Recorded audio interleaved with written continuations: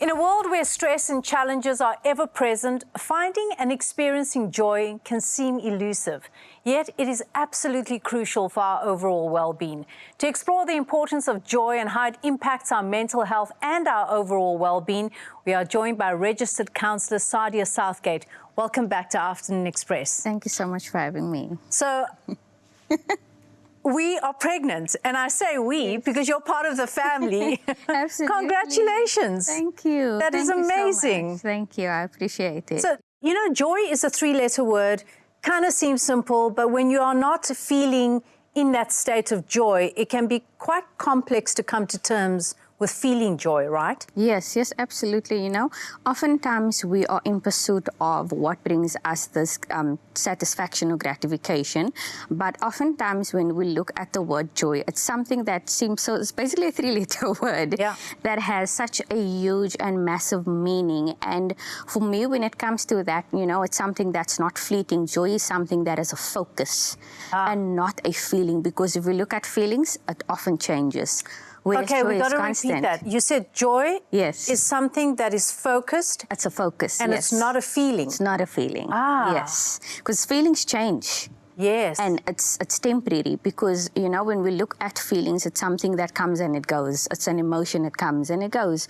Whereas joy is something that I'm choosing to focus on. So, for example, with certain things that I enjoy doing or certain things that brings me joy, I'm focusing on it. This is something that's here with me in the present moment. Because if we look at joy, it's not, you know, thinking of the future or thinking of the past. It's I'm being present in the here and the now, and I'm focusing on what is happening right in front of me. I must say, I have to resonate with that. I didn't think about it that way before, which is kind of profound and powerful. Thank you for unpacking it that way. I find that, you know, when I go through times and I'm feeling low, I have to find ways to get into my toolkit and go and experience joy. So for me, it's usually really simple things that brings me joy. And that could be like just a walk in nature. Yes. Going for a walk, literally something as simple as that will bring me joy. And I love how you say it's something that you have to focus on, because I know that when I'm not in the best space, whether it be an emotional space, a physical space, a mental space, the best thing I can do is go for my walk, because then I'm going to experience joy. Yes, absolutely. That's beautiful. I mean, this past weekend we had a beautiful sunny day, and I'm very similar in that regard. Is when the sun's out, I need to go to the beach, whether I have a nice ice cream or just sit and just be without having to overthink or put like an attachment or a judgment on what I'm feeling. I'm just present in the moment and enjoying what is around me. And oftentimes we tend to, you know, compare, and I know and have learned over the years that comparison kills our joy.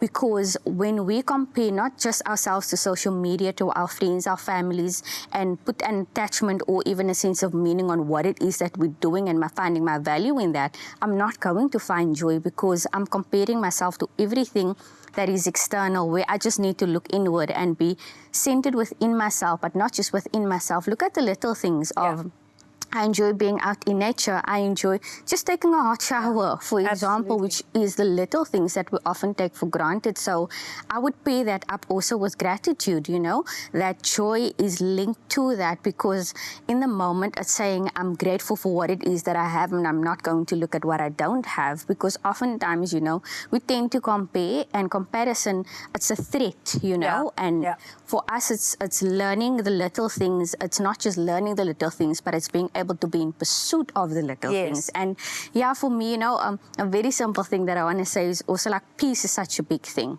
Peace. Yes. Okay. You know, it's kind of like the older you get, the more you kind of find solitude in just the art of nothingness. Yes. And it's something, again, like with joy as well, we're speaking about, this is a three-letter word, but what comes along with that and what complements that is I'm joyful because I feel that sense of peace right now within myself, within my company, within nature, and what essentially then brings me joy. And that's a question I would pose even to our viewers is, what brings me joy is what I focus on. So when I look at what my focus is it bringing me joy? Is it bringing me happiness? Is it bringing me stress? So I need to alleviate or eliminate everything that actually causes stress and anxiety and focus on the things that actually that's going to bring you joy. And what's interesting about what you're saying is that the things that bring us joy are often the things that really don't cost any money.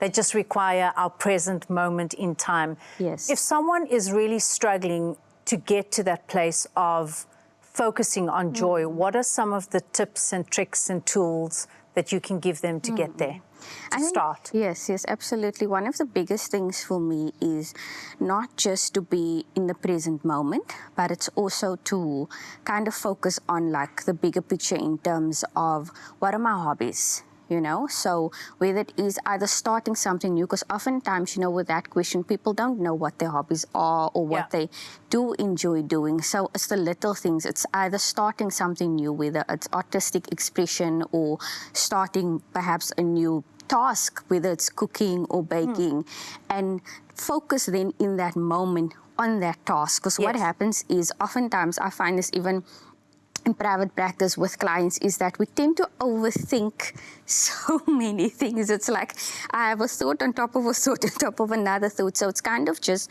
reminding them to kind of bring themselves back into the here and the now. When I'm baking, when I'm in nature, when I am at work, I center my focus on the here and now and in the present. And that way, I'm not just practicing gratitude, I'm being in the moment. And it's also alleviating or eliminating all the negative self-talk. Yeah. Because oftentimes that robs us, because it's kind of what I call a negative self-evaluation that we have, and that is the negative labels we place on ourselves, and that ultimately, it kills joy, because now I'm focusing on the things that I'm not good at, and that's what I want to suggest as well, is to focus on the things that you're good at, focus on that strength and amplify that strength as well, and have a very big support system. Spend time with friends and family that fills your cup, because the reality is oftentimes we run on empty because we're busy filling everybody else's cup. And when we look, it's like, I have nothing left to give. Nothing left, absolutely. Yes, so it's being around people that fills us as much as we are filling them. Beautiful, I like that. So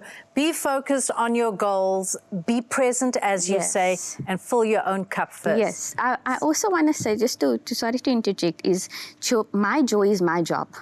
Yes. It's not someone else's job. Someone can add to your joy, but they can't bring you joy. Absolutely. Love that. Sadia, thank you for coming in with your big, beautiful bundle of joy. We cannot wait to meet her. Remember that finding joy in the small moments and practicing gratitude, as Sadia was saying, can make a significant difference in your overall well-being.